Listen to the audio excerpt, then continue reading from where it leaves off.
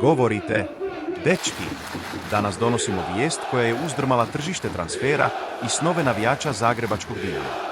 Mogući dolazak 30-godišnjeg napadača Sebastiana Hallera isprva se činio kao saluda ideja, ali dobila maha do te mjere da je postala ozbiljna glasina.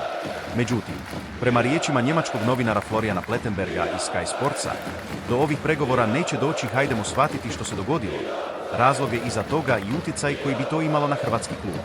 Ostavite like, pretplatite se na kanal i aktivirajte zvono, kako ne biste propustili nijednu novost s nogometnog tržišta. Idemo. Sebastian Haller je napadač francusko-bjelokostinskog porijekla koji trenutno igra za Borussiju Dortmund. Poznat po svojoj fizičkoj snazi, prisutnosti u loži i sposobnostima u zraku, imao je izvanredne periode u klubovima kao što su Eintracht Frankfurt, West Ham i Ajax. Nedavno je Haller prebrodio bitku s rakom i vratio se na teren, pokazujući svoju odlučnost i otpornost. Njegovo iskustvo u europskim natjecanjima čini ga igračem visoke razine, sposobnim podići učinak svake momčadi. Interes zagrebačkog Dinama za Hallera nametnuo se kao ambiciozan potez.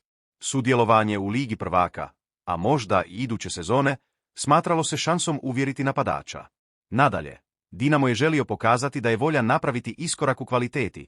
Dovođenje velikog imena za povećanje konkurentnosti na domaćoj i međunarodnoj sceni bi bez sumnje bilo najveće ime koje će nositi dres hrvatskog kluba u godinama. Zašto do pregovora nije došlo? Unatoč početnom entuzijazmu, Florian Plettenberg iz Sky Sportsa izvijestio je da transfer neće proći. Evo glavnih razloga. Financijska očekivanja. Haller ima visoku plaću u Borussiji Dortmund, što je Dinamu teško parirati. Profil projekta. Iako je Dinamo konkurentna momčad, Haller će vjerojatno nastojati nastaviti u jednoj od najboljih europskih liga. Posvećenost Dortmund Halleru i dalje je bitan dio Borussije, koja se ove sezone teško odrekla igrača. Da je Haller doista prešao u Dinamo, bila bi to promjena paradigme hrvatskog nogometa.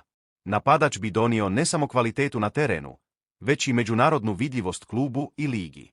Nadalje, njegovo iskustvo u europskim natjecanjima moglo bi pomoći Dinamu da se istakne u Ligi prvaka, dajući momčadi i navijačima više samopouzdanja.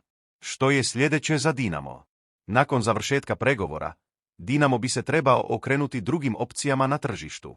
Klub još mora pojačati svoj napad kako bi ostao konkurentan, posebice u međunarodnim natjecanjima. Interes za Hallera pokazao je da je Dinamo spreman sanjati velike snove, a to bi moglo otvoriti vrata za buduće pregovore s drugim velikim imenima. Dakle, dečki, što mislite o ovoj priči? Dinamo bi trebao inzistirati na igračima visoke razine poput Hallera ili se usredotočiti na realističnije opcije. Komentirajte ispod.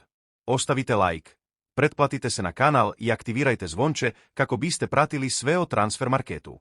Hvala na slušanju i vidimo se sljedeći put.